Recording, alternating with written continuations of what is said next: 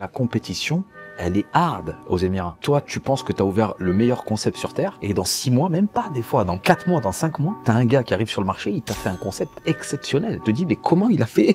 Moi, je travaille dans le domaine. Ouais. Ça fait 10 ans. Je connais les plus gros développeurs. Je suis en contact avec les boîtes qui font l'intérieur design. J'ai peut-être ouvert 300 concepts. Les brokers, je les connais par cœur. Pas n'importe quel broker. Il y a des brokers spécialisés dans le domaine, il y a des brokers lambda. Quand tu es sur un projet destination, ta clientèle ne t'appartient pas, elle n'est pas là sur place. Tu dois la convaincre, tu dois la faire se déplacer. Ça, c'est pas facile. Salut Farid. Salut Mohamed, comment tu vas? Très bien, très content de repartir sur une série de contenus là. Ça fait un bail. 4 ans, je crois. 4 ans. Depuis 2019, fin 2019. Ce qui nous a donné un peu l'impulsion, c'est une des vidéos que tu avais faites. Si je me souviens bien, le titre c'était comment ouvrir son premier commerce à Dubaï avec un budget de 25 000 euros. C'est quoi l'intérêt finalement d'ouvrir un kiosque pour démarrer? On va discuter avec le proprio là de Fresh Plus. On va essayer de le convaincre pour la location de Wasselgate. Il faut savoir encore une fois que si tu veux ouvrir un business à Dubaï, en termes de rentabilité, le mieux c'est d'ouvrir un kiosque parce que ça coûte pas grand chose. Ça va te coûter entre 100 et 150 000, allez, entre 150 et 200 000 dirhams, donc maximum 50 000 euros. Et du coup, aujourd'hui, on est dans ton commerce, donc c'était la bonne occasion d'en parler. C'est ça, pour faire le lien.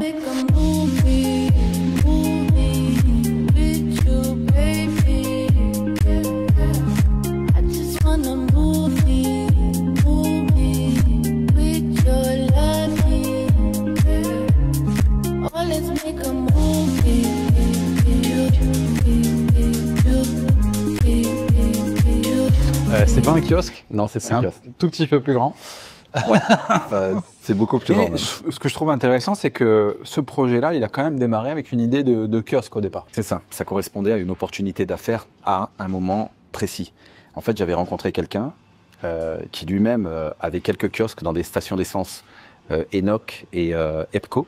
Okay. Et il avait un espace disponible dans une station d'essence. Je crois que c'était Epco, pas loin de Al Habtouk City. Et il m'avait dit, écoute, il y a un espace de disponible, moyennant 100 000 dirhams, ça te fait un genre de kiosque à l'intérieur de la station d'essence, qui en plus est ouvert 24/24, et tu peux avoir ton petit coffee shop là-bas sur place, etc. Ah. Donc j'ai trouvé ça assez intéressant, le budget de départ était vraiment minime, mais finalement, on n'a pas donné suite, parce qu'après, par la suite, il y a eu d'autres opportunités qui se sont présentées, beaucoup plus intéressantes, et donc j'ai préféré attendre d'être sur quelque chose, parce que en termes de charge de travail, ce que j'avais constaté, c'est que, je ne vais pas dire que ça représente exactement la même chose, mais on est à peut-être 70-75% de ce que j'ai fourni pour avoir aujourd'hui un vrai concept. Donc je me suis dit, tant qu'à faire, si j'investis du temps, de l'énergie, puisqu'on fait de l'argent. On pense à, enfin, ce qui fait cliquer les gens sur la vidéo, c'est l'investissement de départ, ils montent là. Mais l'investissement en temps, c'est ça, ouais, sous-estime. Le temps, les relations, les administrations, se faire enregistrer, etc. Ouais. C'est un laps de temps qui est incompressible déjà. Et ce temps que tu vas perdre à finaliser toutes les étapes pour aboutir à l'ouverture de ton projet, c'est autant de temps quasiment, et on s'en rend pas compte, que d'ouvrir une vraie branche. Donc bon, les montants sont pas les mêmes. Après, on reparlera peut-être des montants, etc. Mais je me suis dit, tant qu'à faire, vu que la charge de travail est quasiment identique, mais que le gain final, c'est le jour et la nuit, bon, viens, on prend un peu plus de temps et on se lance sur un vrai projet. Et aujourd'hui, on est arrivé 4-5 ans plus tard. Bon, ce projet est arrivé en tête il y a 2 ans, mais 3 ans. Parce que c'était 1 an de process et 2 ans d'ouverture. On a fêté, d'ailleurs, on a fêté le 15 octobre nos 2 ans. Ok, ouais, machallah. Merci beaucoup. Et donc tu avais cette idée de kiosque, finalement ça c'est pas fait. Mais il me semble que ce lieu, avant de tomber sur ce lieu, tu avais aussi une autre location qui était plus adaptée potentiellement à un kiosque. C'est vrai. Donc finalement c'est plus la location qui dicte le projet que tu vas pouvoir amener, et aussi ce que tu as dit, de l'investissement en temps qu'à en y mettre. C'est ça. Mais c'est plus une question d'opportunisme, de location, que de vraiment toi, en fait, qui décide quel concept tu veux faire, quel projet tu as envie de faire, etc. Le concept, non, le concept, je dirais vraiment, c'est toi, c'est ta décision unique. Vraiment, c'est si tu as décidé de faire tel ou tel concept. Enfin, il y a 2 choses qui vont dicter le concept que tu vas pouvoir faire ou pas. La location, dans le sens où il y a toujours, quand tu travailles avec des développeurs, ils ont toujours en place une retail stratégie. Donc tu peux pas aller à l'encontre de la stratégie. Si par exemple il y avait déjà eu un coffee shop ou un barbershop sur ce projet-là, j'aurais pas pu le faire. Ça c'est la première problématique. Et la deuxième problématique, c'est aussi ce qu'on appelle les MEP en anglais. C'est Mechanical, Electrical, j'ai oublié le P, mais en gros, c'est tout ce qui tourne autour de l'électricité, des évacuations d'eau, des arrivées d'eau, etc. Donc si par exemple, et tout ce qui est extraction d'air pour les fumées, si tu veux faire un concept de F&B, de restauration. Donc ça, c'est aussi le deuxième aspect qui va faire que tu es en capacité ou pas de monter un concept. Mais tu dirais qu'il faut partir de... Moi, j'ai mon idée, j'ai envie de faire tel type de concept, j'ai une idée précise et je vais chercher la location qui fit avec mon concept. Ou parfois être plus open-minded, dire j'ai envie de faire un truc, mais je m'adapte aux différentes locations que je trouve. Et quand je trouve une location qui a un potentiel de fou, bah, je vais trouver le projet qui match avec cette location. Bah, je dirais que c'est quoi la meilleure stratégie? Je dirais qu'il n'y en a pas, parce que honnêtement, chaque projet est unique. Bah, ça dépend. Si tu arrives sur Dubaï, par exemple, et que tu as déjà un concept en France, ou je sais pas, au Luxembourg ou en Belgique, et qui marche déjà bien, tu vas pas arriver à Dubaï et tu vas changer de concept. C'est pas possible, parce que tu dois tout reprendre à zéro. Ça va être extrêmement compliqué. Si tu pars de mon point de vue à moi, où j'avais pas encore de recette, et je voulais créer un concept from the scratch, depuis rien du tout. Ouais, donc tu n'as rien à perdre. Là, je me suis dit, ben non, je m'adapte à la location. Et la location, en l'occurrence, au départ, c'était pas celle-là.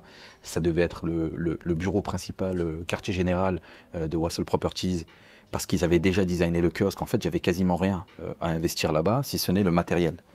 Mais quand j'ai vu qu'il y avait déjà un café, on va dire pour les employés, qui était gratuit, ils n'avaient pas besoin d'investir, de payer quoi que ce soit. Et qu'en termes de clientèle, la clientèle en général, on leur offre également des cafés. Je me suis dit, bon, c'est peut-être pas la meilleure opportunité. Donc, tu vois... Tu as étudié la location et tu t'es rendu compte... Voilà, c'était pas ce que tu investis, et ce qu'on appelle en anglais le footfall. S'il n'y a pas suffisamment de footfall, s'il n'y a pas suffisamment de passage, à un moment donné, tu ne vas pas gagner d'argent. Ouais. Donc, c'est le nerf de la guerre, le footfall. Mais tu fais quoi? Tu te mets là-bas, tu attends toute la journée, tu vois combien de gens passent? C'est quoi le... Tu as des questions techniques. Donc, déjà, tu essaies de te renseigner à savoir, par exemple, quand tu es dans le headquarter, le quartier général d'une compagnie, tu essaies de savoir il y a combien d'étages, il y a combien de bureaux, il y a combien d'employés qui vont travailler là-bas, c'est quoi le salaire moyen des employés qui travaillent là-bas, parce que ça dépend de ton price point aussi, à combien tu vas positionner tes produits. Et même chose ici, quand tu es dans une tour d'habitation, tu regardes combien il y a d'habitations, tu regardes combien d'habitations, quel type de famille, le salaire moyen que gagnent les familles, tu regardes également le taux, ce qu'on appelle le taux d'occupancy. Quand tu dis tu regardes où? Bah, tu discutes avec le développeur. Le développeur a ces informations-là. Okay. Il est obligé de te les discloser. Ouais. Il est obligé. Donc après, à toi de lui poser des questions. Si tu ne lui poses pas, il ne va pas te répondre. Parce que malheureusement, beaucoup de développeurs, ce n'est pas eux directement, mais c'est certains de leurs employés ne sont pas suffisamment qualifiés pour te dire, il ne va pas savoir. L'employé, il trouve que ton concept, il est plus ou moins intéressant.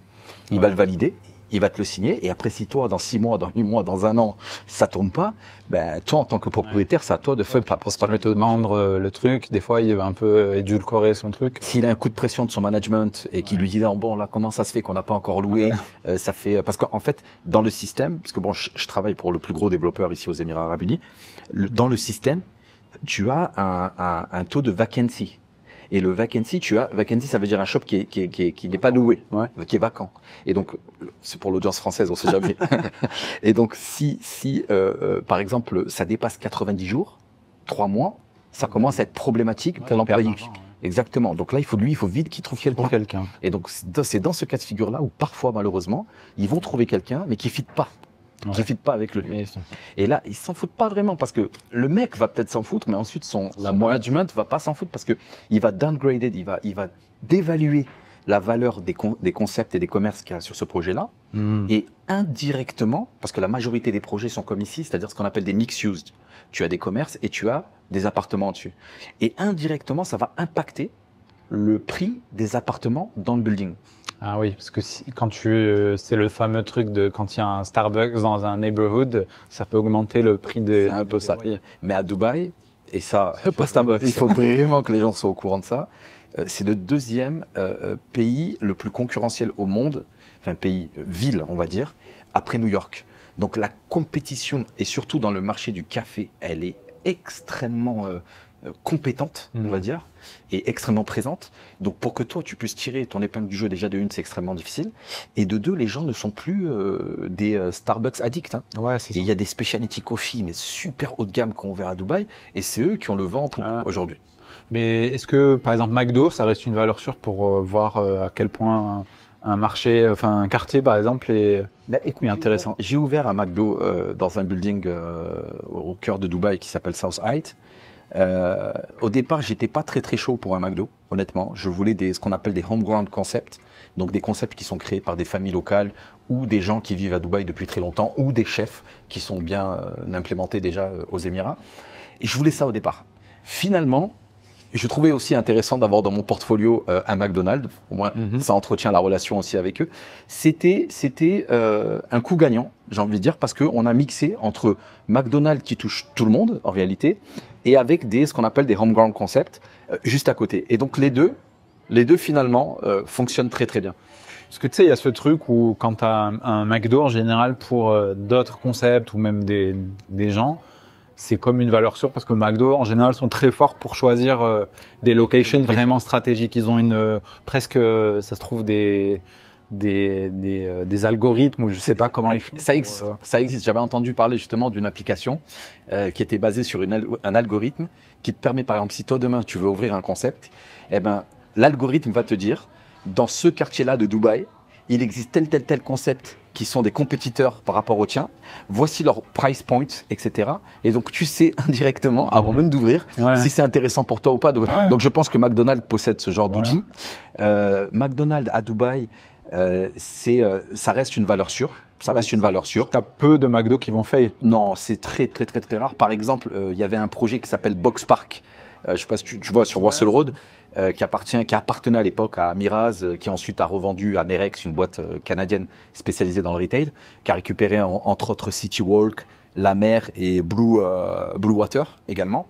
Et donc Merex a eu l'intelligence d'emmener McDonald's sur Box Park et de construire le local de McDonald's qui corresponde à leurs attentes, à leur cahier des charges, etc.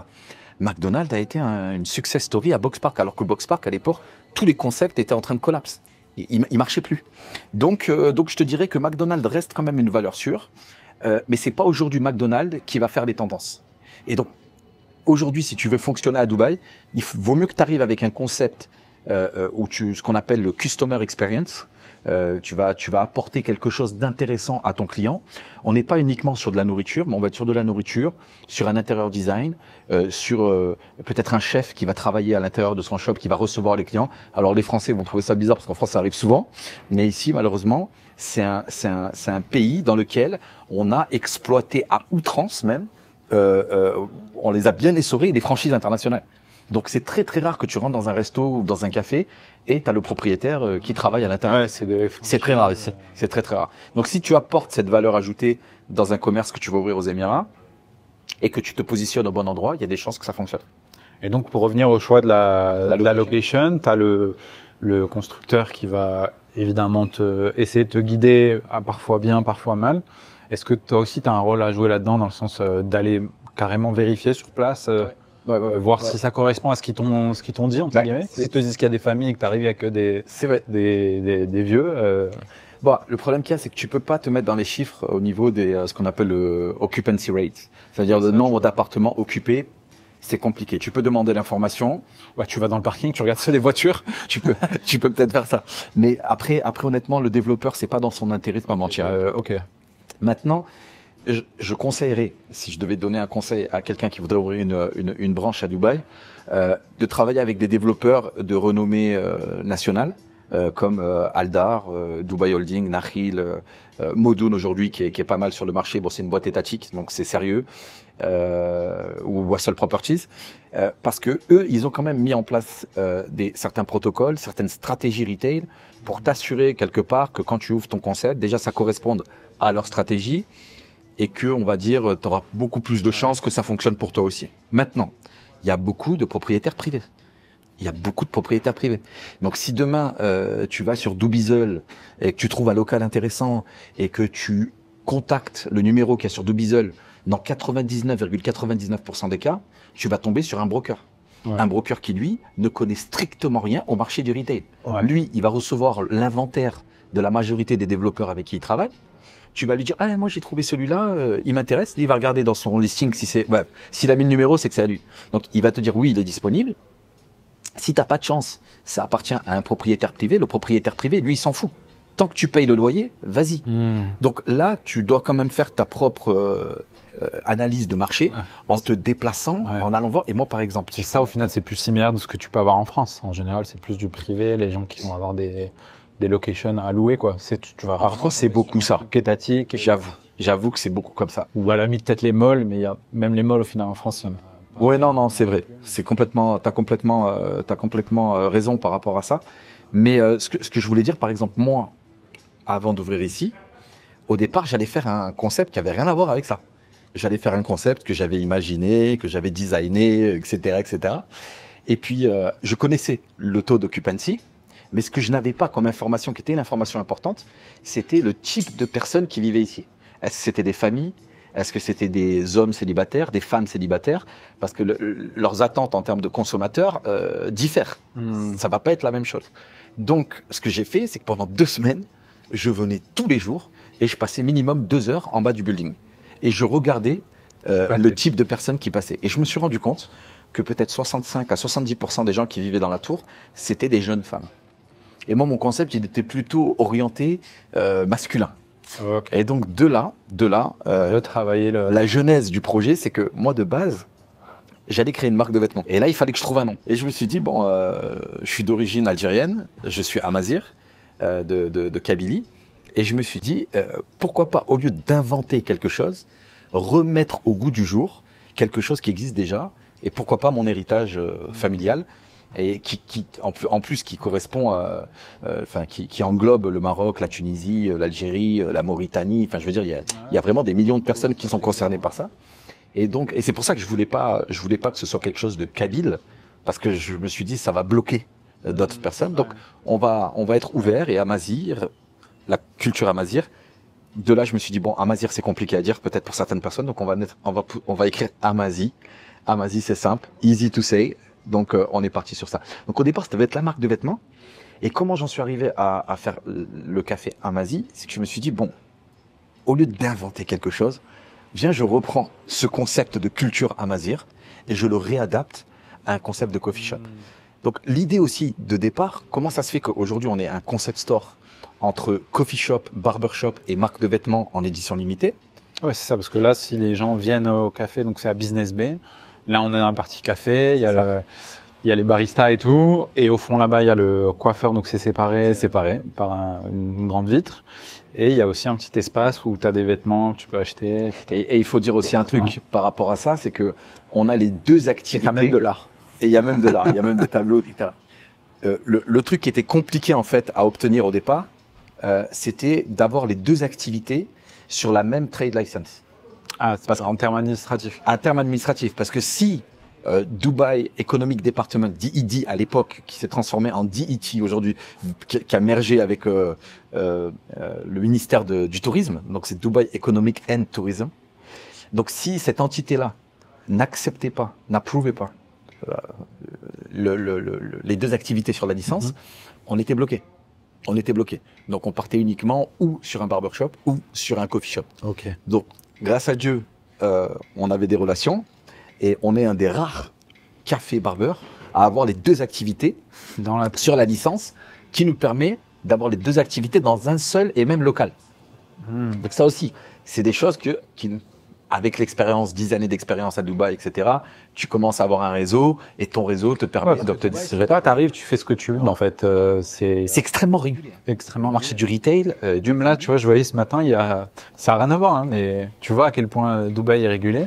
Il y a Apple qui a sorti une nouvelle mise à jour sur les AirPods, où tu peux les utiliser pour faire un test médical de tes oreilles pour voir à quel point le truc, et même l'utiliser si tu as des problèmes d'audition, comme un sonotone en fait. Incroyable. Ça se transforme en sonotone. Mais vu que c'est médical, c'est pas autorisé à Dubaï. Ah ouais. Pas à la sortie. Ils attendent, je suppose, parce que par exemple aux États-Unis, il y a eu FDA qui a approuvé, etc., qui est l'organisme truc. Bah ici c'est pareil, ils attendent une validation pour pouvoir le faire aux Émirats. C'est pas, ils pushent la mise à jour au monde entier, tout le monde là, tu vois. Mais c'est comme les chicha vape, là, les cigarettes électroniques. Avant que ça arrive à Dubaï, ça a mis peut-être 10 ans. Ils n'ont pas laissé rentrer. Que ce soit approuvé par le Dubai Health Authority, DHA, ça a mis 10 ans. 10 ans. Bon, après, maintenant, le marché s'est ouvert. Tout le monde s'est positionné parce qu'il y avait vraiment un marché à prendre à ce niveau-là. Et donc voilà. Donc, les autorisations nous ont permis finalement de concrétiser. Mais je voulais émettre un point intéressant sur le fait d'avoir un concept store aujourd'hui. De base, moi, mon travail, c'est justement d'ouvrir des concepts aux Émirats Arabes Unis. Et donc, de base, j'avais présenté ce local à un de mes clients, qui est un barbershop. Et au départ, il voulait un petit barber. Il voulait 50 mètres carrés, pas plus que ça. Ah, et là, donc, en face, il y avait 50 mètres carrés qu'on est allé voir. Okay. Il m'a dit, ouais, mais peut-être que c'est un peu trop petit. T'as pas un truc plus grand? Donc, on est venu voir ce local, qui fait pratiquement 200 mètres carrés. Et il m'a dit, oh, mais là, par contre, c'est un peu trop grand pour moi, etc. Et de là, je lui soumets l'idée, l'hypothèse, pourquoi pas, tu le merges, tu le mixes avec un coffee shop. Parce que ça fait sens, quoi. Tu as fait une autre réunion avec toi, tu te dis, très bonne idée, pareil. Mais c'est exactement ça. Parce que lui, il n'est pas revenu vers moi, il m'a pas donné suite, et je me suis dit, mais en fait, l'idée, elle est bonne, quoi. L'idée, elle est bonne. Je me suis dit, je la fais. Et ça s'est fait comme ça, en fait. Tu vois, des fois, c'est en communiquant avec les gens que te viennent des idées, et que après, il faut mettre les choses en place. Admettons qu'une personne arrive à Dubaï, n'a pas de projet précis en tête, juste envie d'investir. Donc finalement, pour suivre un peu la voie que tu as suivie là, ce serait d'aller visiter plein de locations jusqu'à trouver le truc où il a la bonne idée, il voit le fit qui se fait et il crée un concept autour de ça. Ou alors, s'il vient de France avec déjà son concept, son truc, etc. Là, par contre, je pense qu'il y a un concept de patience aussi, de pas se jeter tout de suite sur le premier truc et d'essayer de faire rentrer un carré dans un rond alors que ça ne matche pas avec les lois, le quartier, etc. Sur le premier point, si la personne, elle vient à Dubaï, elle a de l'argent et elle ne sait pas trop quoi ouvrir, mon cas personnel, c'est pas un cas de tout le monde. Moi, je travaille dans le domaine. Ouais. Ça fait 10 ans. Donc moi, je connais les plus gros développeurs. Je suis en contact avec les grosses marques, les gros groupes de F&B. Je suis en contact avec les sociétés qui te permettent d'ouvrir ta société. Je connais les propriétaires en direct, c'est des bons amis à moi. Je suis en contact avec les boîtes qui font l'intérieur design. T'avais un unfair advantage. C'est ça, je connais les boîtes qui te font le fit-out parce que un des problèmes à Dubaï, c'est le fit-out, les travaux, les travaux intérieurs. Donc moi, j'avais tout ça dans mon portefeuille et je les connaissais déjà. Ouais. On avait déjà travaillé avec eux sur plein. J'ai peut-être ouvert 300 concepts en une dizaine d'années et j'ai ramené des plus grands chefs étoilés à Dubaï. Donc à un moment donné, j'avais ce unfair advantage qu'un gars lambda qui va poser ses valises à Dubaï, même s'il a 10 millions d'euros sur le compte, c'est pas dit qu'il ouvre un concept qui marche. Mais du coup, il y a maintenant de trouver peut-être une personne comme toi ou je sais pas un cabinet de conseil. Il faut ce gars-là ou des brokers même qui peuvent. Non, pas un broker, pas n'importe quel broker. Non, parce que les brokers, je les connais par cœur. Pas n'importe quel broker. Ouais, bon, après, il va aller vite, il a pas le temps. Non, mais ça dépend des brokers. Il y a des brokers spécialisés dans le domaine, il y a des brokers lambda. À Dubaï, 99,99% des brokers sont des brokers lambda. C'est des mecs qui ont senti, qui ont flairé, qui avaient de l'argent à faire dans le real estate. Ils ont payé leur real estate licence qui coûte à peu près 50 000 dirhams et ils se sont faufilés dans le filon. That's it. Mais si maintenant tu veux prendre une société qui a pignon sur rue, qui va, elle, connaître le métier du retail, etc., et qui va te conseiller dans les règles de l'art, il n'y a pas beaucoup de boîtes sur le marché. C'est des boîtes internationales, tout le monde les connaît. C'est JLL, c'est CBRE, CBRE, c'est Knight Frank, c'est Savills et c'est Cushman & Wakefield. That's it. Tu prends une de ces 5 boîtes, eux, ils vont faire un vrai travail de fond. Ils vont te faire une étude de marché, ils vont analyser le marché pour toi, ils connaissent les plus gros développeurs, ils sont respectés par les développeurs. Tu ouvres avec eux, c'est un petit billet. C'est un petit billet. Mais à la fin, tu as fait des économies. Parce que si demain, tu ouvres un concept, même si tu as de l'argent, tu as posé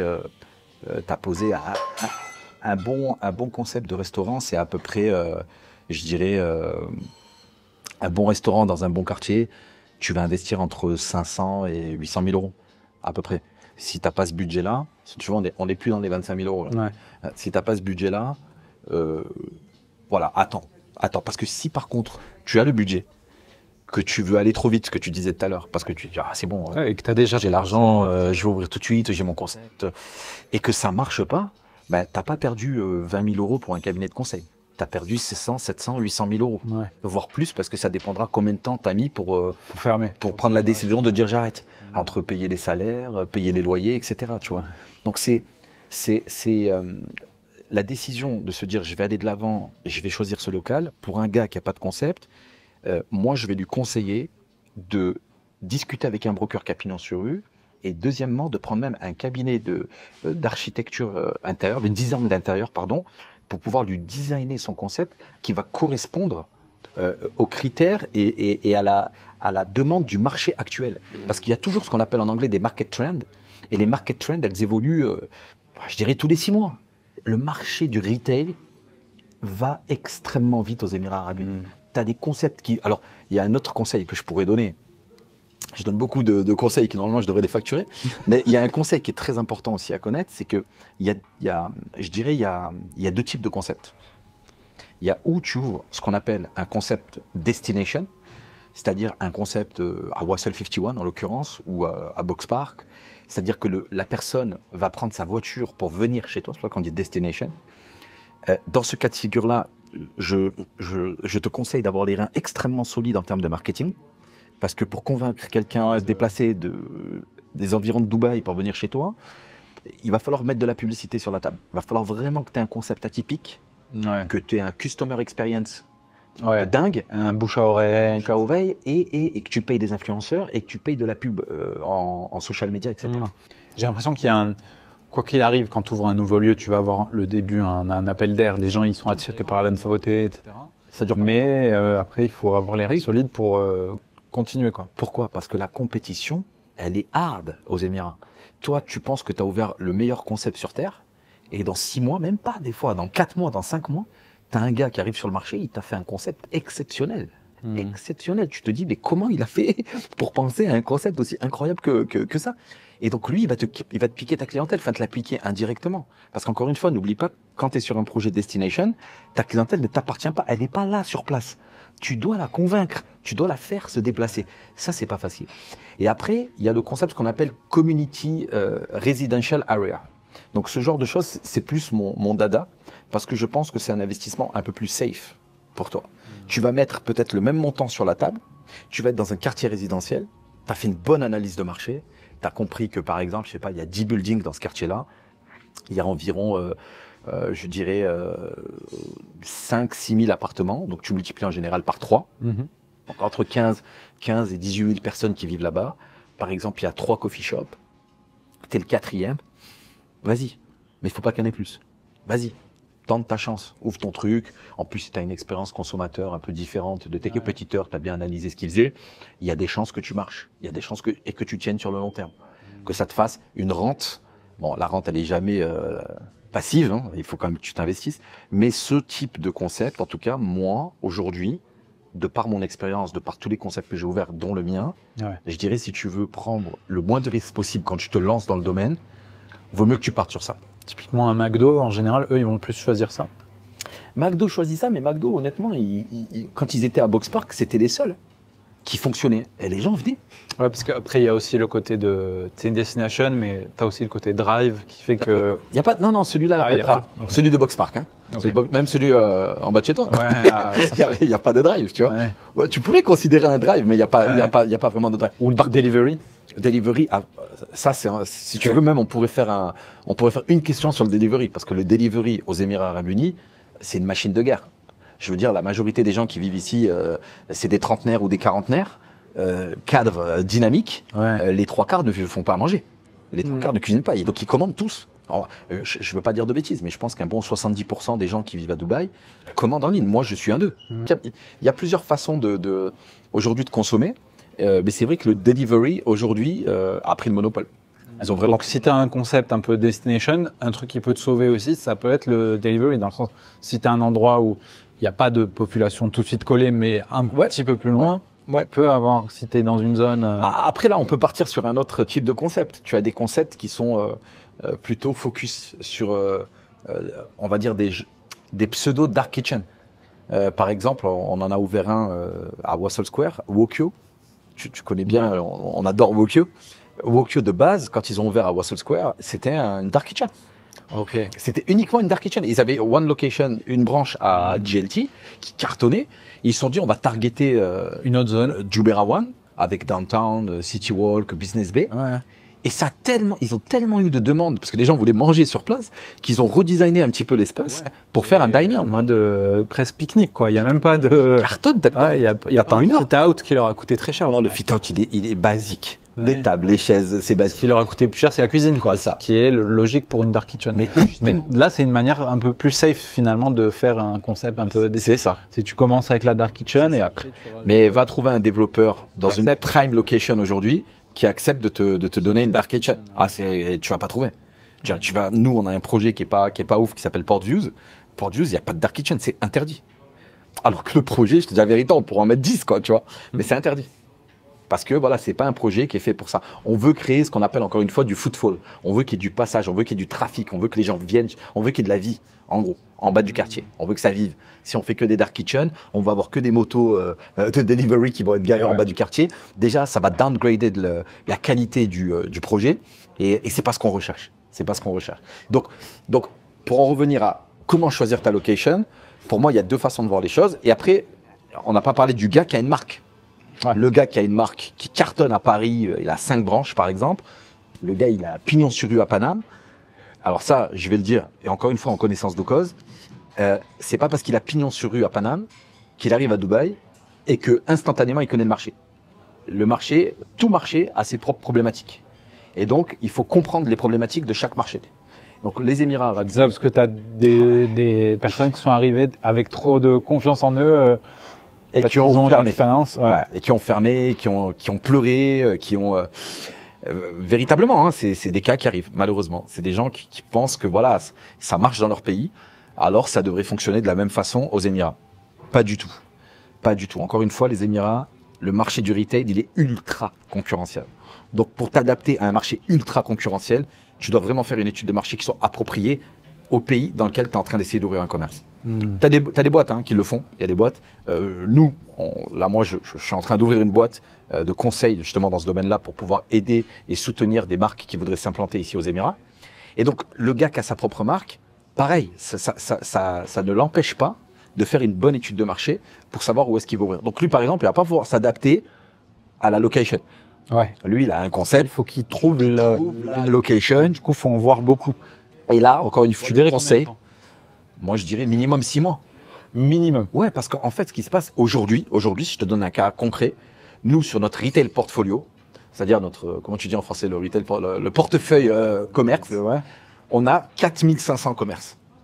Sur les 4500 commerces, dans mes prime locations, les premium, j'en ai 0 de disponible. J'ai 98% de taux d'occupancy. Donc, aujourd'hui, le marché du retail, il est en plein boom. Mais en plein boom, mais à un niveau, c'est difficile même de le En faire. fait, il faut rester au moins 6 mois, 1 an pour qu'il y ait un projet qui ouvre et que tu puisses être. Pas que. Ouais. En fait, il y a deux façons de voir les choses. Il y a beaucoup de projets qui viennent sur le marché en ce moment. Et où tu vas attendre qu'un projet se termine. Et donc là, il faut vraiment que tu verrouilles en amont avec le développeur Ouais. la localisation que tu souhaites. Et donc potentiellement aligner un peu plus d'argent parce que tu vas avoir des mois de Non. loyer avant que les gens ils arrivent dans le bâtiment. Alors ça, oui. Alors, je ne vais pas rentrer dans tous les détails, mais avant que le building soit terminé, ce qu'on appelle le BCC, le Building Completion Certificate. Tant que le Building Completion Certificate il n'a pas été établi par la municipalité, le développeur ne peut pas te charger au niveau de ton loyer. Et en règle générale, tu as ce qu'on appelle une grace période, qui va de 2, 3, 4, 5 mois, ça dépend des développeurs, ça dépend des localisations. C'est à leur guise, ça dépend de ton concept. Non, bien sûr. Tu es. Non, mais je te parle de ça parce que moi, par exemple, là où je suis, il y a 2 tours. Ouais. Bah, il y a une tour qui était release et une autre qui était vide. C'est ça. Et donc, les commerces qui ont ouvert en bas, bah, ils avaient que la moitié de. Ça, c'est la deuxième problématique. Donc, tu peux signer ce qu'on appelle un reservation agreement. Donc, ça te permet de verrouiller le local en amont. Tu peux négocier après la Building Completion Certificate une grace period. Et ensuite, c'est la période de gratuité. Ça s'appelle en période de gratuité. En français, je sais pas. Il y a un terme, mais je vois plus. Bon, c'est une période de gratuité où tu payes pas le loyer. Et tu peux faire tu peux tenter de faire mettre dans le contrat, à partir du moment où il y a minimum 60% de taux d'occupancy dans le building, seulement à ce moment-là, je commence à payer mon loyer.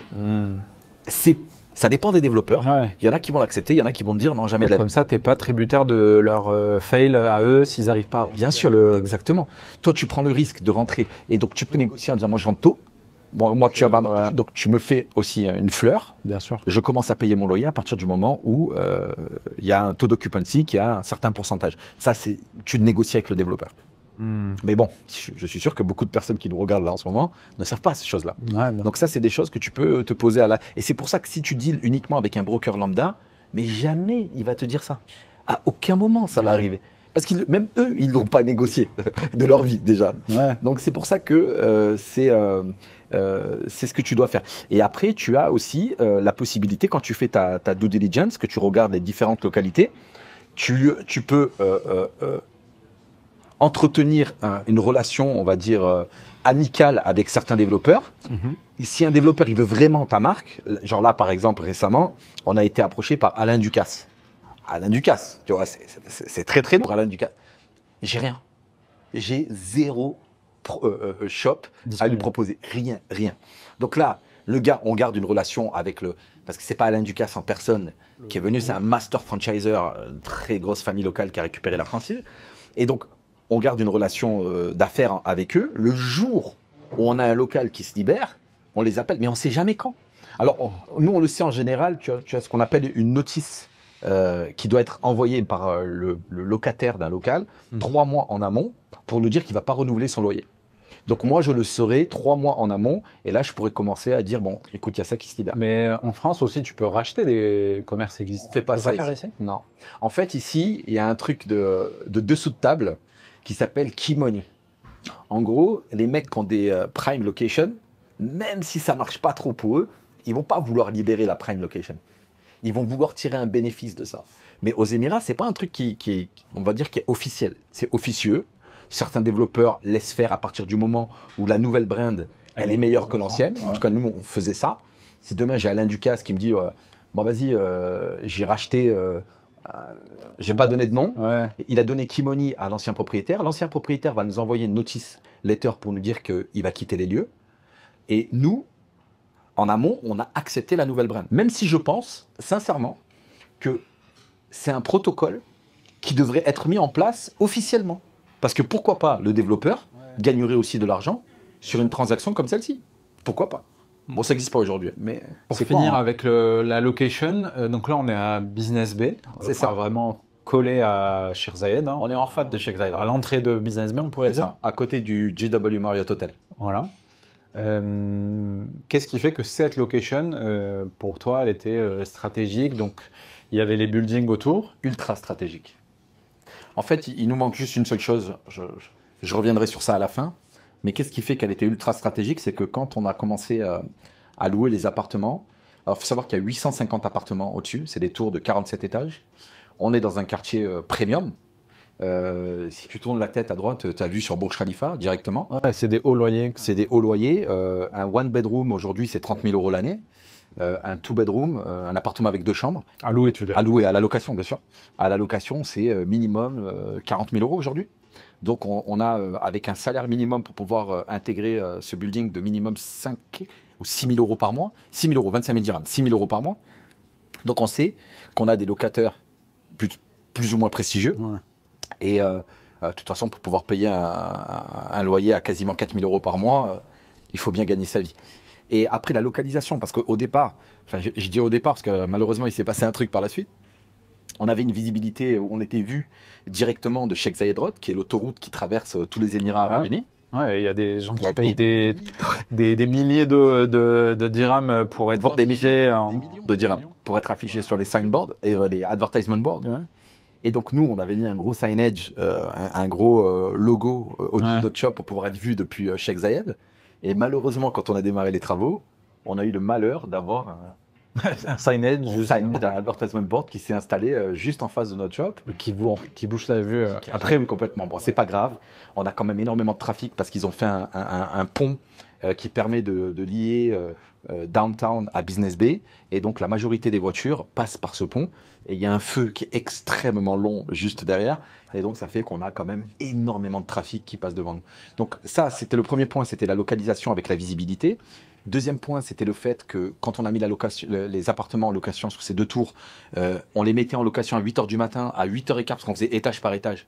À 8h15, c'était leased out. Il ne restait plus de disponibilité. Donc là, je me suis dit, il y a un truc à faire. Et je ne me suis pas trompé. Voilà, on a à peu près 2000 personnes qui vivent en permanence au-dessus de notre shop. On est le seul coffee shop. Il n'y a que 4 commerces dans le quartier. Donc, on a un supermarché, on a un laundry concept et on a un salon de coiffure pour femmes juste derrière. Après ça, est-ce que c'est forcément un no-go dans le sens, est-ce que si tu as un bon café, finalement de se mettre à côté, ça peut pas être intéressant? Côté d'un autre café? Ouais. En général, aujourd'hui, les stratégies retail sont faites de telle sorte, en tout cas quand tu bosses avec un gros développeur, qu'ils ne fassent pas ça, qu'ils ne mettent pas de doublons côte à côte. C'est aussi une de mes spécialités. Moi, je gère justement toutes les stratégies retail pour le groupe Wassel, mais je veux dire pour le retail portfolio dans son entièreté. Donc en général, quand tu designes une stratégie retail, tu la crées de telle sorte à ce que tu as des concepts complémentaires. C'est-à-dire tu vas avoir un super specialty coffee, puis après tu vas avoir un restaurant italien extraordinaire, tu vas avoir un chef étoilé. Exactement la même chose. Exactement la même chose. Mais si par exemple ton projet... Oui, mais ça peut être connecté. Par exemple, si toi tu fais, je sais pas moi, café avec brunch, et l'autre il fait café mais plus en mode, je sais pas, coworking, peut-être que ça peut être complémentaire. Mais on va pas les mettre côte à côte. Okay. Il y aura un petit... C'est ça, on va regarder combien de shops on a. En anglais, tu appelles ça... Peut-être que tu as moins ça pour les restaurants, où au final 2 restaurants à côté, c'est pas grave s'ils font pas... C'est moins grave, ça c'est vrai. Après, tu vas me dire, ouais, mais les restaurants, ils vendent du café, mais c'est pas des specialty coffee. On va dire que le français lambda, aujourd'hui, j'étais en France là, cet été, quand il va aller au resto, il va commander son petit espresso, tu sais, à la fin. Honnêtement, le café, il est dégueulasse. Quand tu commences réellement à rentrer dans ce milieu du specialty coffee, tu commences à te rendre compte. Ouais, c'est avec vraiment des grains importés. On appelle single origin, origine contrôlée, de différents pays, Ethiopian beans, Brazilian, Guatemala, Indonésia. Avec des machines à café aussi premium. Une machine à café, c'est minimum, une bonne machine, c'est 10 à 12 000 euros. Minimum. Hein.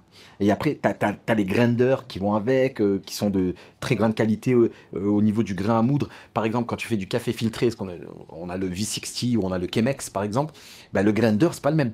C'est un grinder dédié pour moudre le café, pour ce type de café. Donc c'est vraiment du ah oui, on est café spécialité, quoi. C'est pas... Tu as le... C'est pas le Lavazza que tu as... jamais de la vie. Non, mais nous, on ne travaillera jamais avec Lavazza. Lavazza, Malongo, et ce genre de café, c'est pas pour nous. Mais pour en finir à pourquoi cette location, donc c'était ça les points déterminants. Et après, si tu veux qu'on discute des difficultés, je ne sais pas si c'est une de tes prochaines questions. Non, je voulais te poser aussi la question sur le coiffeur, du coup, parce que ça faisait partie aussi de l'intérêt de la location, que tu avais eu cette idée. En quoi, du coup, c'était stratégique de pouvoir faire un coiffeur et un... Dans un quartier résidentiel, tu as ce qu'on appelle, en règle générale, les convenient services. C'est-à-dire les services qui vont servir la communauté au quotidien. Ouais. Donc, tu as, on va dire, une règle de traverser la ville pour aller chez leur coiffeur. Déjà, pour commencer, mais tu as, on va dire, un genre de cahier des charges. Quand tu travailles sur un développement real estate, où c'est un quartier résidentiel, il y a un genre de cahier des charges que tout développeur ou tout gars spécialisé dans la stratégie retail doit connaître. Donc, c'est le supermarché. Déjà, le supermarché en général, il t'appelle pendant que le building il est encore en construction. Lui, il a déjà sélectionné sa location. Donc, tu as le supermarché, tu as la pharmacie, tu as le salon de coiffure pour femmes, tu as le salon de coiffure pour hommes, parce qu'à Dubaï, tant que tu n'es pas dans un hôtel, les deux sont séparés. Et ensuite, tu as un coffee shop et, on va dire, un snack, mais de haute qualité. On va dire tout dépend du quartier où tu vas ouvrir. On va dire ces 6 concepts-là, c'est des 6 concepts prioritaires, primordiaux. Quoi qu'il arrive dans un quartier résidentiel, ils vont être là. Donc nous, on n'a pas dérogé à la règle. On a un specialty coffee. Après, pourquoi on a upscalé, on a fait quelque chose de plus haut de gamme? Parce qu'on s'est rendu compte quand même qu'on avait une clientèle haut de gamme. Donc on n'allait pas faire un café lambda, sinon déjà, ça n'aurait pas marché. Et le barbershop, parce qu'il faut un barbershop. Aujourd'hui, honnêtement, le barbershop, il tourne sans rien faire. t'as vu Les salaires, en fait, à payer. Tu payes tes salaires, tu payes un peu les produits, je sais pas moi, le shampoing, je suis pas un expert, C'est rien. mais ça coûte rien par mois. C'est pas ça qui coûte cher. Par contre, ce qui est compliqué pour gérer un barbershop, malheureusement, on a eu beaucoup de soucis à ce niveau-là, c'est l'humain. C'est l'humain. Il faut recruter les vrais. C'est très, très, très difficile d'avoir des gens compétents, sérieux, qui ne veulent pas dans la caisse, etc., etc. Vraiment, et je ne m'attendais pas à ça, sincèrement. Parce que mes baristas, j'ai des baristas exceptionnels. Franchement, je peux leur laisser le café, je pars 2 semaines, je reviens, il n'y a aucun problème, ils ont suggéré tout de A à Z. Les barbeurs, c'est une autre histoire. Tu as intérêt à être derrière eux en permanence, à contrôler ce qu'ils font, etc., etc. Malheureusement, c'est un milieu, en tout cas le milieu du barbeur, que je ne connaissais pas. Je l'ai appris, comment tu dis ça, à mes dépens. Voilà, c'est compliqué. C'est compliqué. Mais c'est un business, par contre, pour ceux qui souhaiteraient ouvrir un barbershop, très profitable et avec très peu de gestion. Ouais, Voilà. Si tu du trouves le bon lieu et le bon lieu. Ouais. Et justement, tu parlais de cette difficulté-là. C'était quoi les autres difficultés entre le moment où tu as signé le bail et l'ouverture, et même après l'ouverture? C'était quoi les principales difficultés auxquelles tu t'attendais pas? Et où, en général, même les gens avec qui que tu vas mettre sur des locations aussi ne s'attendent pas et se cassent le nez là cette fois de manière figurée. Alors, il y a des difficultés, on va dire, qui sont plus ou moins surmontables. Et encore une fois, vraiment, je vais parler de par mon expérience. Tout dépend de ton réseau. Moi, je dis plus ou moins surmontable parce que mon réseau était plus ou moins bon dans le domaine. Donc, peut-être que pour certaines personnes, le moins est un ultra plus. Une très grande difficulté. Ouais, Par exemple, la création de l'entreprise, pour moi, c'était une formalité. Je travaille avec un groupe, ils ont pignon sur rue, ils sont très très bien notés.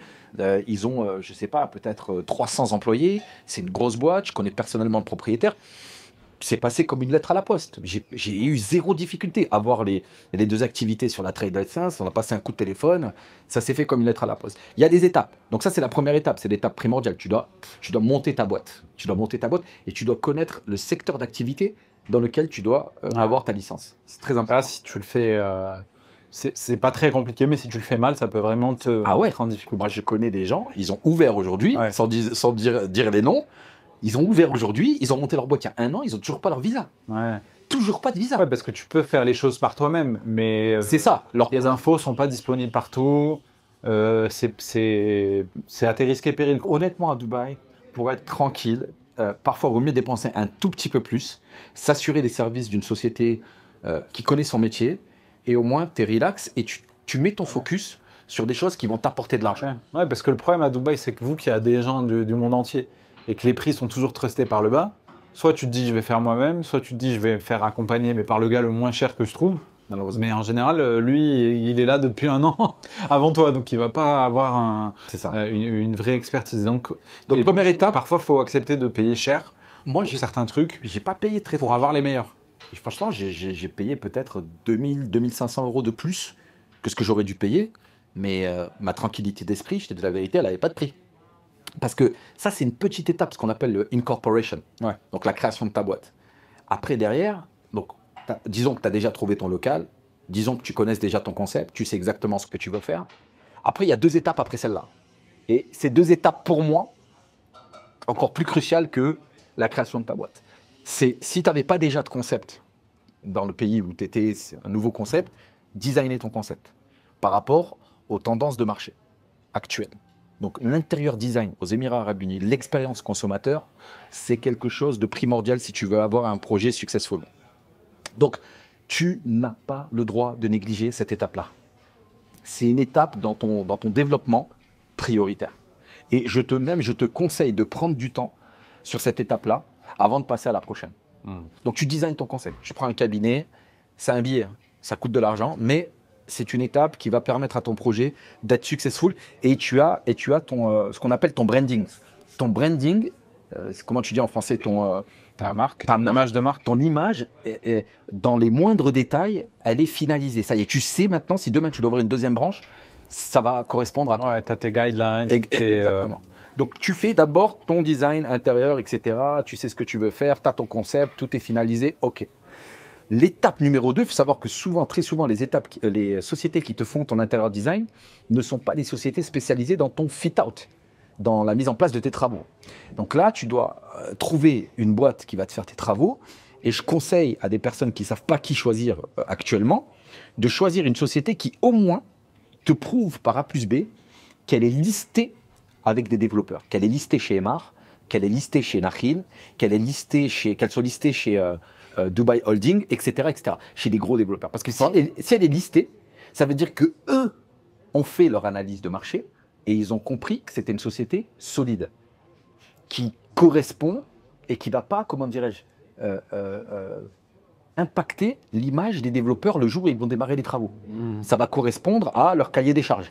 Ils respectent le cahier des charges. Donc, on peut les intégrer dans notre liste. Ouais, puis tu parlais de solide aussi en termes de financier. C'est pas une boîte qui va faire faillite. Et c'est pas une boîte qui va faire faillite parce que ça arrive régulièrement. Ça arrive régulièrement. J'ai eu le cas d'une chef marocaine dont je tairai son nom, qui a voulu faire appel par elle-même à une société. On lui avait conseillé certaines boîtes. Encore une fois, le problème de vouloir absolument faire des économies dans tous les sens, je peux comprendre. Hein, mais le problème qu'il y a, c'est que elle a fait des travaux qui ont duré plus d'1 an, voire 1 an et demi. Elle a changé 2 fois de société. La première a fait faillite, la deuxième a fait faillite. La troisième, elle m'appelle en pleurant pour me dire « Farid, je ne sais plus quoi faire ». Et je pense qu'elle a perdu dans l'histoire quelque chose comme 500 000 euros. Ce qui se passe quoi quand la société elle fait faillite? Ah bah, elle fait faillite, elle fait bankrupt. Ça y est, khalas, tu peux rien faire. Tu l'as déjà tout payé en fait? Non, normalement tu payes par étape. Tu vas donner 30% au départ pour démarrer les travaux. Et ensuite, tu as ce qu'on appelle une timeline. La timeline, par exemple, en général, des travaux, tout dépend de la taille de ton shop, tout dépend du type de concept que tu veux faire. Bon, on va dire en général, c'est entre 3, 4, 5 mois, tu vois, la timeline. Ouais. Et dans la timeline, c'est un genre de calendrier, hein, ni plus ni moins.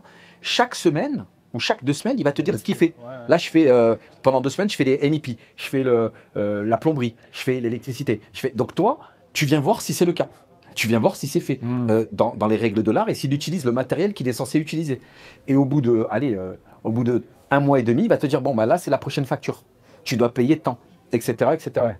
Mais il se peut qu'il y a des gens, ils ne savent pas, et ils vont donner peut-être 50% au départ. Ils vont donner peut-être encore 30% après, donc ils ont donné 80%. D'où l'intérêt aussi d'être sur place quand tu fais tes travaux.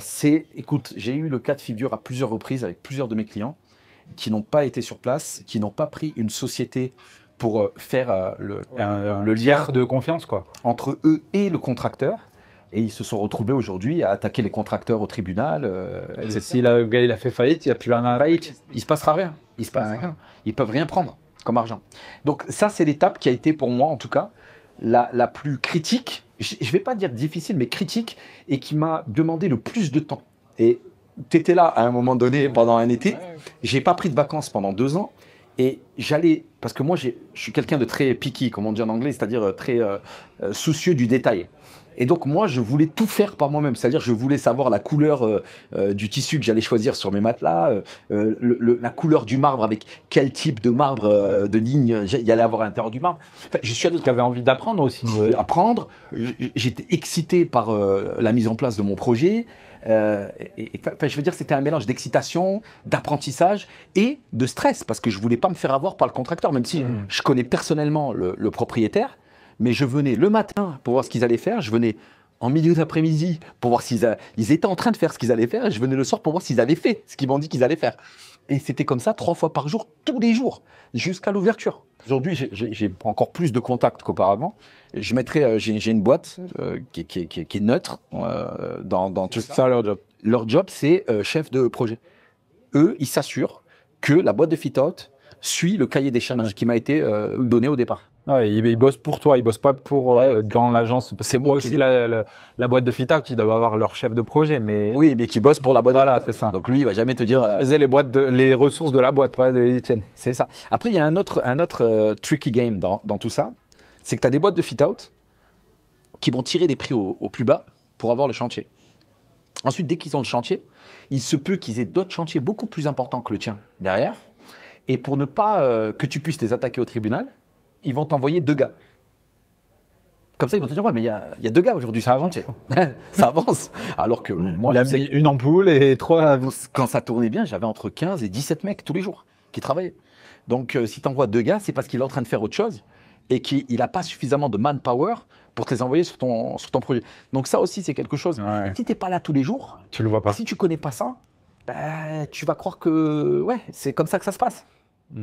Donc, non, Parfois, de recevoir un devis un peu élevé, finalement, c'est bon signe. on va dire sur un truc qui est censément, qui est censé coûter, allez, 1,5 million par exemple. On va dire c'est le coût. Voilà, c'est 1,5 million. Si tu as un gars qui vient te voir et qui dit moi je te le fais à 1 million, il y a un problème. S'il vient te voir et te dit je te le fais à 1,4 million, allez, je vais serrer la ceinture, je te le fais à 1,350 000. Bon, c'est possible, Ouais. peut-être, tu vois. Mais si tu enlèves 500 000 dirhams, ça te fait 120 000 € sur un truc qui valait 1,5 million, il y a un Ok, problème. donc ça, c'est les travaux. Une fois qu'on a passé les travaux, donc c'est déjà la grosse étape. C'est la plus grosse étape. Après, tu dois recruter ton staff. Ça aussi, c'est une étape Là, c'était quoi le primordial, vu qu'ils t'ont surpris là-dessus ou qui surprennent souvent les gens? j'ai eu de la chance j'ai un ami qui a une société ici qui m'a prêté ses bureaux pour faire les interviews des candidats. Il m'a donné quelques conseils parce que lui aussi, il avait un coffee shop. Et honnêtement, bizarrement, c'était une étape relativement simple. Franchement, moi, j'ai mis des contraintes aussi pour les candidats. C'était minimum 5 ans d'expérience à Dubaï en tant que barista dans des coffee shops, vu que je connais très bien le marché, que je devais connaître. Si je connaissais pas le coffee shop où tu as bossé, ça m'intéresse pas. Si tu as bossé à Sharjah, ça m'intéresse pas. Si tu as bossé à Ajman, ça m'intéresse pas. Et je suis allé débaucher des mecs. Là, mon head of barista, et je l'ai débauché chez Arabica. Tu connais Arabica, c'est une très grosse machine. C'est ça, d'aller débaucher des gens aux endroits que tu estimes être tes modèles, entre guillemets. Exactement. Donc, j'avais des benchmarks sur le marché, dont Arabica, et bien sûr, j'ai été débauché des mecs. Je leur ai donné un peu plus de salaire, un peu plus de responsabilité. Et t'as pas payé leur formation, entre J'ai pas payé leur formation, et les mecs tiennent la route. Les mecs tiennent la route. Je veux dire, c'est eux qui tiennent le business, même. Donc, non. Une fois que t'as ça, après, ça roule. Non, ça roule pas. Bon, parce que moi, j'avais une contrainte. Et j'avais une contrainte, c'est que mon shop, il n'avait pas ce qu'on appelle les F&B provision. Donc, j'avais pas de connexion gaz et j'avais pas d'extraction au niveau des fumées, etc. Donc, chance que j'ai, encore une fois, mais mon cas, il est particulier. J'ai ouvert beaucoup de marques. Et la majorité de mes connaissances, voire même de mes amis aujourd'hui, c'est des propriétaires de restaurants, c'est des propriétaires de coffee shop, etc. Ouais, finalement, à chaque fois, en fait, tu passes à travers les mailles des filets parce que tu as réseau. Cette expérience, Des années d'expérience derrière. Ouais. Mais les gens, c'est aussi ouvert à eux si justement ils font appel à la bonne agence de conseil. Tu vas te servir de leur expérience également. Ou qui bossent pendant 10 ans. Prends 10 ans de ta vie, travaille dans avec un gros développeur, mets en place, signe des concepts et crée-toi un Mais c'est ça l'intérêt d'une agence de conseil en général, c'est que tu achètes Je t'en mon expérience, t'achètes mes 10 années d'expérience. En gros, c'est ça. Mais vraiment, en plus, moi, je suis sur ce qu'on appelle un niche market. C'est vraiment le marché du retail et du retail haut de gamme. Particulièrement haut de gamme, premium. Parce que chez Wassel Properties, je gère les clients premium et je gère les clients VIP également. Donc, c'est pour ça que ça, c'est vraiment mon créneau. Mais là, pour en revenir au supplier, ouais, j'étais dans la merde, quoi. Je me suis dit, putain, mais comment je vais faire? J'ai pas de cuisine. Alors, je connais des chefs. Je connais le chef numéro 1, Mina. C'est mon ami, Mohamed Orfali, c'est mon pote. Et donc, je l'ai appelé. J'ai appelé lui, j'ai appelé une autre chef. J'ai appelé 3 chefs. J'aurais dit, oh les gars, là, il faut m'aider.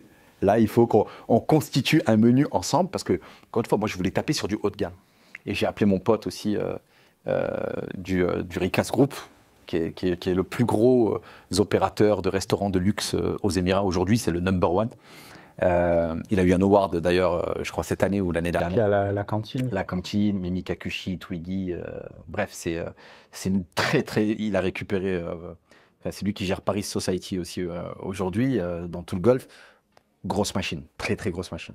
Donc, bien sûr que mon réseau, c'est des gens ultra compétents dans le domaine, qui sont aux Émirats depuis plus de 10, voire 15 ans, et qui ont des sociétés qui génèrent, je pèse mes mots, des centaines de millions de dirhams de chiffre d'affaires chaque année. Donc, c'est eux mes advisors, tu vois, pour pouvoir faire ce menu. Donc, j'en ai approché certains, et j'ai signé des contrats avec eux. En fait, c'est pas vraiment des suppliers. Ils le font parce que c'est mes potes. Et donc, j'ai des produits très haut de gamme qui proviennent de restaurants et de cafés les plus prestigieux aux Émirats arabes unis. Donc, c'est comme ça qu'on a réussi à constituer un menu qui tienne la route et qui soit qualitatif. Sur la partie budget, sur la globalité du projet, sur un café de ce type de superficie, c'est quoi le budget à prévoir à peu près? Bah, écoute, on est toujours sur du 25 000 euros. Tu vois, c'est x10. C'est x10. Ouais. C'est entre 250 000 et 300 000 euros. Parce qu'il y a une partie dont on n'a pas parlé, c'est l'établissement des visas. Pour chaque employé, les visas coûtent de l'argent. Tu peux faire face à une contrainte au niveau des visas parce que quand tu vas tester un employé, à Dubaï, malheureusement, aujourd'hui, il n'y a pas de période d'essai. Tu ne peux pas tester un employé pendant 1 mois et ensuite le garder ou pas le garder. Quand tu prends quelqu'un, tu dois faire son visa sur le champ. Bon, il y a quelques petits tips que je donnerai à des clients si demain ils m'appellent en privé. Mais en général, c'est comme ça que ça marche. Et un visa, en général, c'est 2 000 euros par personne. Ça comprend son assurance, parce qu'il y a une assurance qui est obligatoire, assurance santé. Mais en général, ça coûte à peu près entre 8 000 et 8 500 dirhams par. Oui, et si on rajoute la partie conseil en plus autour de tout ça? Alors après, tu as la partie conseil via le cabinet de conseil avec qui je collabore, qui me permet justement de faire toute la partie. Pardon, la partie conseil pour le projet au global, si tu te fais accompagner par quelqu'un comme toi ou quelqu'un. Autre chose. Non, mais tes 300 000 de budget pour ça va juste payer le lieu, mais ça paye pas tout le. 300 000 et en plus, hein, je compte 300 000 parce que j'avais pas à faire de cuisine. Ah, okay. J'ai des suppliers. Selon chaque concept. Ben ouais, la cuisine, c'est un gros budget. La cuisine, j'étais avec Chef Rif, qui a un restaurant qui s'appelle Rif Kushaki. C'est un très bon ami à moi. J'étais avec lui il y a 2 semaines. On est en train de discuter. Lui, par exemple, il a ouvert. Alors, c'est un gros restaurant. Il a ouvert un restaurant de 600 mètres carrés à Dubai Hills. Et ça lui a coûté 2,5 millions d'euros. 10 millions de dirhams. Donc, lui, il a réussi à avoir un capex, mais le capex, c'était 1/3 de la valeur totale de. Et si tu fais l'autre extrême, genre un barbeur par exemple? Non, un barbeur, c'est un petit barbeur. Dans un petit quartier, tu fais un barbeur de 50 mètres carrés. Quand je dis un petit quartier, tu es à GLT, tu es à GVC, tu es à Silicon Oasis, tu es à Dubai Land. Oh, allez, entre 40 000 euros et 60 000 euros. Tu as ton barbeur, tu as un truc qui tient la route. Voilà. Et la partie, comme je disais, conseil autour, c'est quoi? On peut dire à peu près 10% du budget global? Ouais, le conseil, ça va varier selon les concepts. Ouais. T'as des et ça va varier selon les attentes du client. Je te donne un exemple. C'est concret. Son expérience et tout. Là, j'ai signé avec un client qui a une clinique de longevity, wellness, etc. Le gars, il veut être dans un building ultra premium. Il veut 3 étages. Il y a tout un cahier des charges à mettre en place par rapport à une plus de travail. Tu dois avoir des régulations avec Dubai Health Authority. C'est très technique. Derrière, il attend de moi que je l'aide pour obtenir les autorisations auprès de DHA. Il attend de moi que je l'aide pour lui mettre en place une société de fit-out qui va lui faire ses travaux et qui soit listée. Parce qu'attention, dans le monde hospitalier, tu ne peux pas prendre n'importe quelle boîte de fit-out. Ah ouais, là... Elle doit être listée chez DHA, Dubai Health Authority. Sinon, elle n'est pas... Idem pour tout ce qui est... c'est pas vraiment santé, mais tout ce qui est enfants, les crèches... Ouais, c'est KHG. C'est un autre. C'est Kids. Je sais plus quoi. Kids. Là aussi, il te faut une boîte. Bien sûr, les nurseries. Et des autorisations spéciales. Bien sûr. Ça peut prendre 8 mois. Alors là, s'il y a des personnes qui nous écoutent et qui ont des nurseries, comment tu dis, des crèches, qui veulent ouvrir une crèche à Dubaï, les approvals, les accords étatiques via les ministères de la Santé, il y en a un deuxième, j'ai oublié son nom, c'est entre 6 et 8 mois. C'est-à-dire qu'il faut prévoir dans votre budget, parce que tu ne vas jamais avoir 8 mois de gratuité avec un développeur au niveau de ton loyer. Donc tu dois prévoir dans ton budget suffisamment de fonds pour pouvoir payer ton loyer peut-être pendant 4 mois où ton business il va pas tourner. Ouais. Ou tu trouves la bonne boîte de conseil qui a un leverage qui peut te faire aller plus vite. Qui a des connexions directement avec KHG, DHA, etc. Et là, par exemple, lui, en l'occurrence, au niveau du conseil, il veut que je l'aide à lever des fonds. Parce que je suis aussi en contact avec beaucoup de fonds d'investissement qui sont spécialisés dans le retail. Mais attention, ces fonds d'investissement-là, je le dis tout de suite, c'est pas la peine de m'appeler si tu as un petit snack à Barbès. Parce que personne va investir dans ton snack, frérot. Des très bons snacks. Voilà, ouais, mais Je te dis direct. Déjà, lui, c'est une grosse boîte qui est dans plusieurs localités aux États-Unis. Et déjà, c'est compliqué, tu vois. Donc, si tu as un portfolio, par exemple, que tu as plusieurs brands en France, je sais pas, tu as une trentaine de branches. Tu es un chef. Que tu es un grand chef étoilé et que tu veux venir à Dubaï et que tu veux que je te soutienne en te faisant une étude de marché au niveau des différentes localités où est-ce que tu peux ouvrir, plus derrière t'aider à faire une levée de fonds, etc. et tout. Ça, c'est quelque chose, voilà, que je fais, que je sais faire, et c'est un réseau que je connais parfaitement.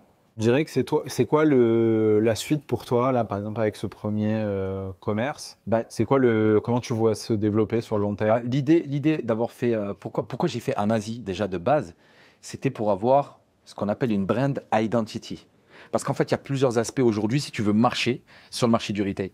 Tu dois avoir un concept, pas juste une marque, un concept. Tu dois avoir ce qu'on appelle, ce que je disais tout à l'heure, customer experience. L'expérience consommateur, elle doit être forte. Elle doit être Genre, ils se rappellent de toi. Je te rappelle de toi, tu as été là-bas, ah ouais, il y avait ça, il y avait ça, il y avait ça. Et tu dois avoir des produits de qualité, bien entendu. Alors, je vais en avoir plus là. Un intérieur design haut de gamme. Et tu dois avoir une identité de marque. Et Amazi, pour moi, c'était ça, l'identité de marque. Parce qu'il y a toute la culture, l'héritage derrière. C'est ça, c'est pas moi, hein, mais c'est la culture Amazir. Donc, quand tu as ces 5 aspects-là, tu les réunis, et tu les réunis de façon, d'une manière assez élitiste, haut de gamme. Donc là, tu as un concept. Là, tu peux dire, c'est bon, j'ai quelque chose. J'ai une marque que je peux franchiser. Et là, à partir de là, tu dois te structurer. Donc, il y a des sociétés qui sont basées, enfin, dont une que je connais très très bien, qui va t'aider à mettre en place ton cahier des charges pour pouvoir franchiser ton concept. Alors, il y a plusieurs façons de franchiser. C'est ou bien déjà de une, tu fais toi ta deuxième branche. C'est ce que nous, on va faire. On va faire ça parce qu'on veut avoir notre cuisine sur notre deuxième branche, on veut maîtriser notre menu, on veut maîtriser nos coûts par rapport à notre menu, etc. Donc ça, c'est ce qui va arriver, Inch'Allah, dans la deuxième branche. Et après ça, c'est approcher des groupes spécialisés dans le F&B qui ont plusieurs marques dans leur portfolio, et ça, grâce à mon métier, j'en connais plusieurs, et aller les voir, donc avec ton projet, avec ce qu'on appelle tes projection plans sur les 2-3 prochaines années, et avec la diversification, et là j'en reviens à la culture Amazir, de comment tu peux diversifier tes activités. Parce que c'est comme une pieuvre à plusieurs branches. Donc aujourd'hui on est café, on est barbeur. Demain, on sera, je l'espère, marque de vêtements. Après-demain, on va faire, je l'espère, des meubles de luxe parce que c'est ce qu'on fait aujourd'hui. On a tout notre mobilier, on l'a fait sur mesure. Et après-demain, on va pouvoir faire peut-être une agence de tourisme pour emmener les gens dans des petits villages Amazir, au Maroc, en Algérie, en Tunisie, etc. On va dire la diversification autour de la culture Amazir, elle est vaste. Ou une marque de cosmétiques, par exemple, et elle est illimitée. Donc, quand tu vas approcher des investisseurs ou des boîtes spécialisées dans le F&B pour le développement, je veux dire, il se passe quelque chose, quoi. On arrive avec quelque chose de concret. On a un tracking record au niveau de nos chiffres et avec une augmentation de nos chiffres qui est organique, ce qui est super. Et voilà, on a un projet profitable depuis day one et on est content. Bon, je suis un éternel insatisfait, donc je suis jamais très content. Mais alhamdoulilah, pour l'instant, on va dire que les choses se passent plutôt bien. Je pense qu'on a fait le tour. Est-ce que les gens peuvent te contacter s'ils ont... Oui, donc vous pouvez me contacter sur LinkedIn directement. Bon, c'est mon prénom et mon nom, Farid Ben Moussa. Ou alors via Instagram, c'est Farid Ben 13. On le mettra le lien et sinon par mail directement. Donc c'est mon nom de famille, benmoussa.manager@gmail.com. Et par contre, j'ai envie d'être un peu strict par rapport à ça parce que quand on avait fait les premières vidéos, j'avais eu des demandes tous azimuts, on va dire. Vraiment, le niche market où vraiment je souhaite me positionner aujourd'hui parce que c'est ça mon corps de métier, c'est ce que je maîtrise le mieux, c'est le retail de luxe. Le retail premium, c'est du chef étoilé, c'est des marques bien établies dans leur pays, qui ont pignon sur rue, qui connaissent parfaitement leur métier et qui veulent un point d'ancrage dans les pays du Golfe. Parce qu'attention, je ne travaille pas uniquement avec les Émirats, j'ai des connexions au Qatar, au Koweït, en Arabie Saoudite. Donc on peut faire vraiment un développement régional. Minimum, c'est des personnes, je sais pas, qui ont 2-3 locations déjà. Ouais, minimum, et qui ont au moins un budget, franchement, en dessous de 250 000 euros, 200 000 euros, pour être dans un quartier premium, difficile. Difficile. Ouais, si t'as pas ça, vaut mieux que tu attendes encore un peu. Ça dépend de ton positionnement. Maintenant, si tu as juste un barbeur, ou tu veux faire un petit snack, ou tu veux faire, tout dépend de ton activité. Hein. Mais sinon, oui, on va dire dans l'ensemble, c'est se positionner sur un marché niche premium, parce que c'est là où j'apporte une réelle valeur ajoutée, j'ai du leverage, et je peux vraiment les aider à avoir un développement, mais vraiment avec tous les développeurs. C'est-à-dire, moi, je connais tous les decision makers, que ce soit chez Nakhil, Dubai Holding, Aldar, Diriyah Gate en Arabie Saoudite, le projet Neom par exemple aussi. Bref, il y a des connexions, il y a des contacts, et ils vont gagner et du temps et de l'argent, parce que finalement le temps c'est de l'argent. Parfait. Merci Farid. Il n'y a pas de quoi.